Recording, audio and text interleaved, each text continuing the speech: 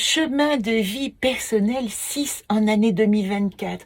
Un petit rappel pour vérifier, ce n'est pas votre chemin de vie de naissance qui se calcule par mois, plus jour, plus année de naissance qui va donner un chiffre. Ce chiffre, si c'est un 6 et que vous regardez cette vidéo et que vous êtes en année 6, tous vos attributs du 6 vont être exacerbés. Si vous êtes chemin de vie 6 personnel, avant de parler des énergies de cette année, eh bien, vous avez, si vous avez l'agenda, vous avez déjà les attributs, on va dire, des caractéristiques du 6. De quoi on parle? On parle de l'harmonie, on parle de la conciliation, de la famille, du foyer, de la sollicitude. Dans l'année 6, on va devoir faire preuve d'amitié et d'affection envers nos pères. Ça, c'est très important. Il y a aussi une notion d'éducation. C'est pas la même que le pape qui transmet des connaissances. C'est l'envie d'aider sur le chemin l'évolution des personnes qui nous entourent ou que l'on croise.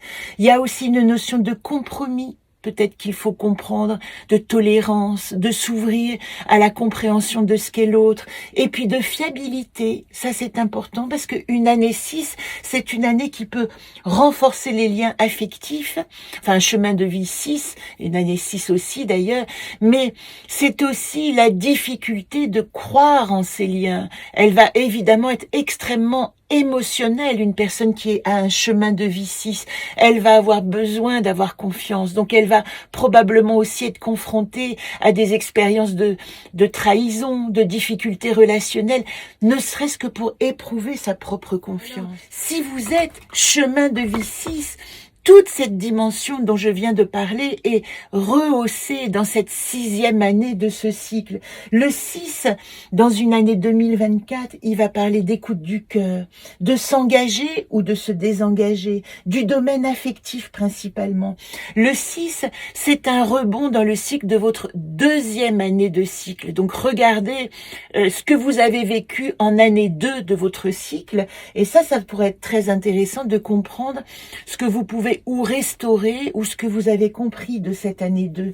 Il y a aussi une possibilité de développement de l'harmonie dans les années 6. Donc on est assez, en année 6, c'est une année qui peut être douce, qui peut être, si on l'a choisie sous l'angle de l'harmonie, on peut passer vraiment, et vous voyez, la justice, l'année 8, 2024, elle parle de karma, de passer quelque chose. Si vous avez compris en année 2 les enjeux relationnels, eh bien en année 6, c'est peut-être aussi la possibilité tout à coup de vous déposer dans l'affectueux, je dirais. Et puis accompagné de l'archétype Oulp, qui est la 8e anacarte, donc qui est associée à cette année 8, eh bien cette douceur, elle vient du fait que tout à coup une nouvelle confiance naît à l'intérieur, que nous sommes accompagnés. Ça, c'est très important. Le 6, il est associé dans le tarot à l'amoureux. Je vous renvoie à la playlist qui associe les anacartes si vous voulez en savoir plus, et chaque arcane majeur. L'amoureux, c'est pas seulement être amoureux, non, c'est pas ça. Ils sont 3. Il s'agit pas de triade ou de relations en triangulaire. Il s'agit de choix. Il y a un choix du cœur dans l'amoureux. Moi, j'ai mis beaucoup d'années à comprendre ce que voulait dire cette carte. Et quand je la tirais dans mes jeux, je me disais, mais qu'est-ce qu'il veut? Il me manque une information. Ben, ce qu'il veut, c'est cette question. Est-ce que tu es capable de faire un choix? Et ce choix, il est possible si tu es informé, tout comme Oulp nous accompagne dans l'invisible, par une conscience supérieure. Et comme c'est intéressant et challengeant, regardez l'autre carte, 15, qui donne 6. Qu'est-ce qu'elle montre, cette carte? Le diable, la tentation. Le diable, il dit, tu as un choix entre le symbolo et le diabolo, entre l'union et la division. Et c'est ça qui se présente dans l'année 6. Qu'est-ce que je décide cette année? Est-ce que je décide de créer une harmonie intérieure qui va me permettre d'avancer, de de construire, de matérialiser. C'est l'injonction de l'année 2024. Mettre dans la matière tout ce qu'on a pu construire de plus grand, qui nous a fait évoluer. Nous sommes arrivés à presque un terme de cycle en année 8. C'est l'année ou jamais pour concrétiser tout ce que nous avons appris. Et si nous sommes 6, eh bien, nous sommes confrontés au choix. Qu'est-ce que je vais choisir de concrétiser? Et je vous renvoie à la vidéo en préambule qui vous explique comment vivre une année 8. Ne surtout pas céder au conflit, ne surtout pas céder à la luxure, à l'enrichissement matérialiste, à vouloir faire de la thune. Ça n'a pas de possibilité de rencontre d'enrichissement, parce que 8 c'est aussi le karma, et le karma dit la justice avec sa balance impitoyable. Je récolte ce que je sème. Prenons garde à ce que nous voulons semer, parce que nous allons le récolter, ça c'est certain. Si nous parlons des anacartes dans la version Le Voyage Immobile que j'ai créé en 2015 en grand format et que j'ai associé aux vannes de l'âme majeure du tarot, il reste quelques exemplaires si les illustrations vous plaisent et les informations et les textes.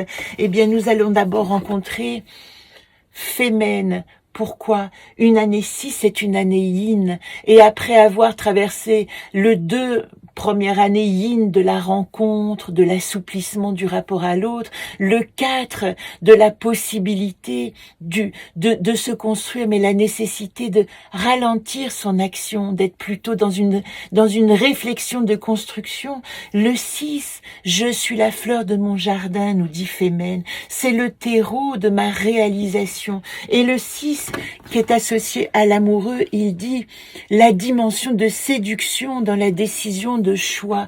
Il va falloir, dans ce choix de l'amoureux, se plaire à soi-même avant tout, devenir la belle fleur de son jardin, devenir la rose de son petit prince. C'est de ça que parle Femen. Ça rend très allégorique, mais ce qui est intéressant, c'est que vous voyez, le 6, il est relié à Ozone. On aurait pu croire, n'est-ce pas, que Ozone serait relié au 5, le voyage. Or, le voyage, si vous regardez la vidéo de numérologie 5, il est relié au pape, et puis il est relié à Vagan, la pause. Ici, pourquoi est-ce qu'on relie Ozone au 6?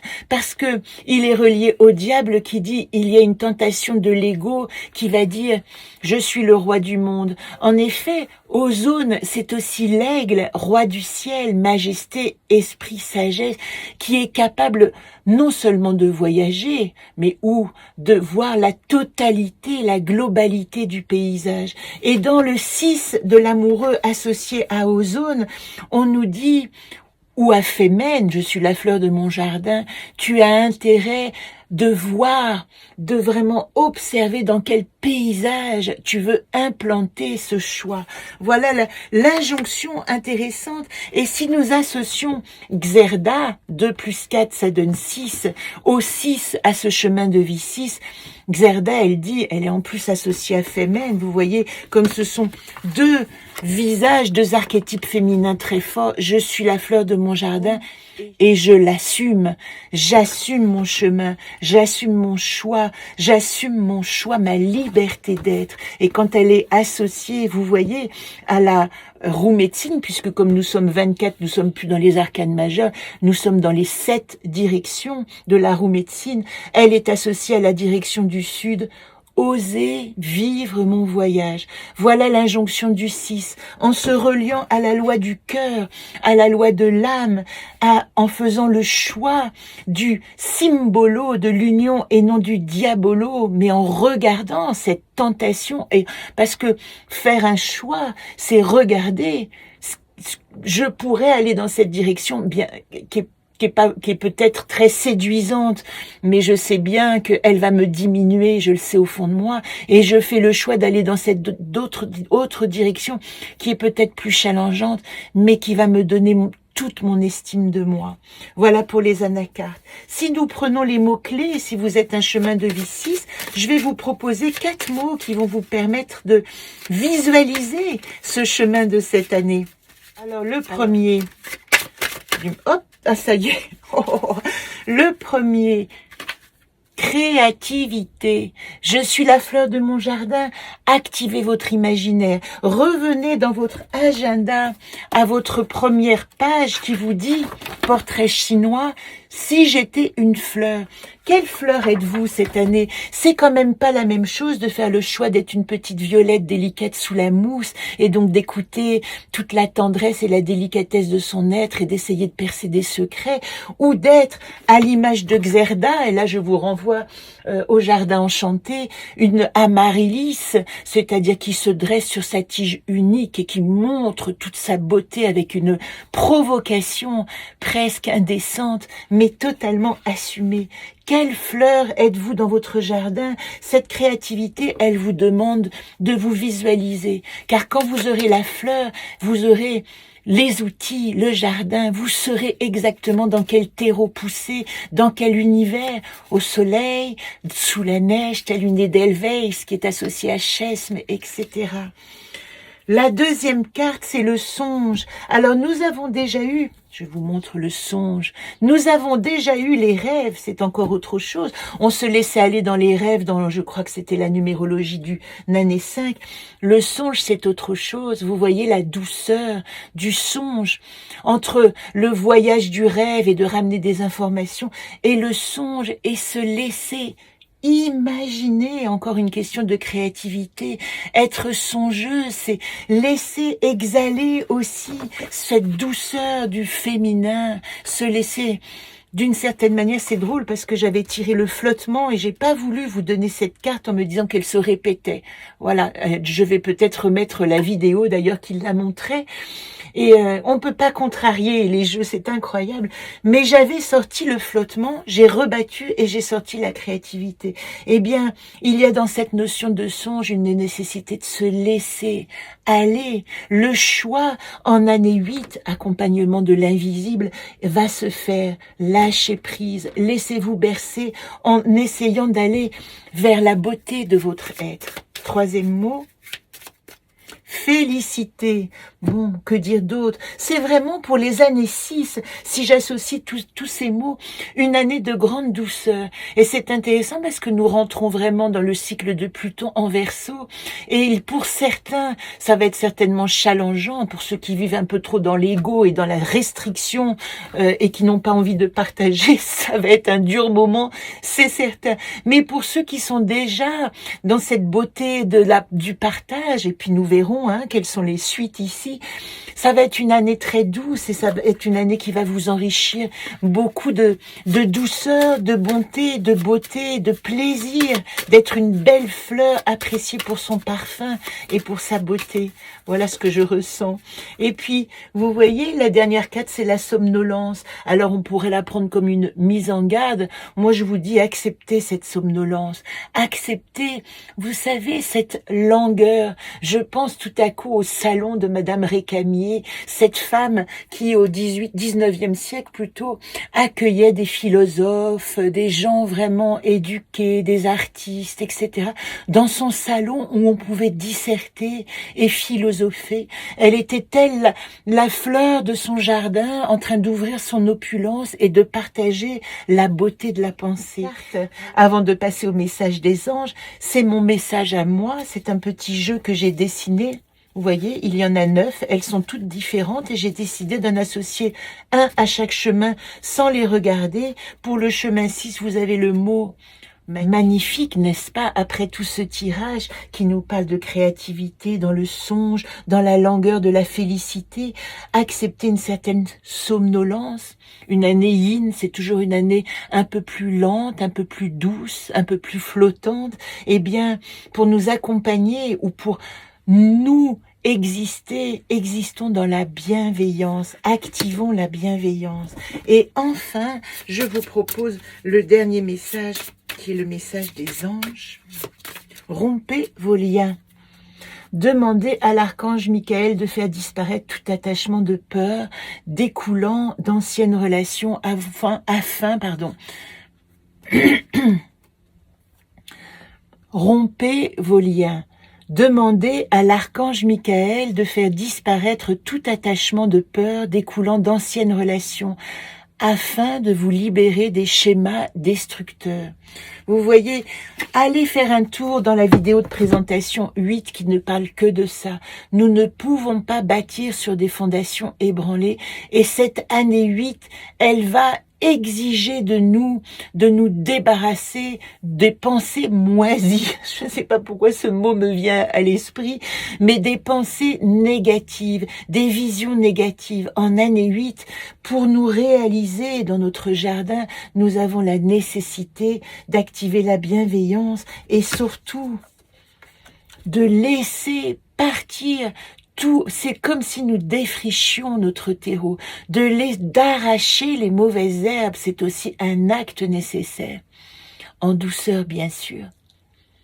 Puisque nous parlons d'un 6, un tout petit mot sur le 33 qui fait partie des maîtres nombres, hein, si vous avez votre agenda, le 33 va parler en plus de tout ce que nous allons dire sur le 6, un nombre maître, il exalte d'une certaine manière les qualités du 6, eh bien si vous êtes 6 par le 33, vous allez développer la capacité à comprendre les autres, la compassion et l'aide. Alors c'est pas tout à fait un 9, vous voyez que le 6 et le 9 ont quand même des accointances, mais le 9 est totalement dédicacé aux autres. Le 6, lui, il a vraiment cette notion au milieu de cycle de faire le choix de cette bienveillance et de cette dédicace au monde.